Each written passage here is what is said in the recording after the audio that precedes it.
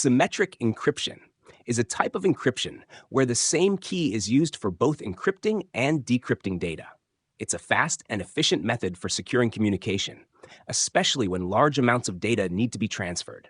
The main characteristic of symmetric encryption is that both the sender and the receiver must have access to the same secret key. How symmetric encryption works. 1.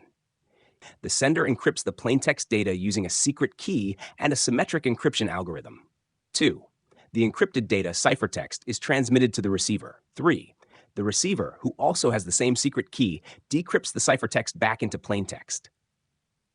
Key features. Same key for encryption and decryption. Both parties share the same secret key, which must be kept secure. Fast and efficient. Symmetric encryption algorithms are computationally faster than asymmetric encryption, making them suitable for encrypting large volumes of data. Common symmetric encryption algorithms. AES, Advanced Encryption Standard, the most widely used symmetric encryption algorithm today, supporting key sizes of 128, 192, and 256 bits.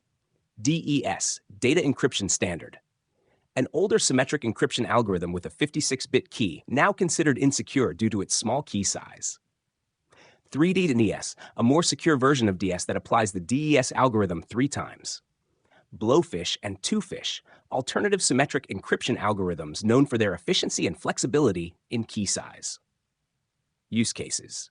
TLS. After the handshake, TLS uses symmetric encryption, e.g. AES, to encrypt the communication between a client and server. Disk encryption. Symmetric encryption is used in full disk encryption tools like BitLocker and FileVault. Database encryption. Symmetric encryption secures data stored in databases. While symmetric encryption is fast, its main challenge is securely distributing the shared secret key to both parties.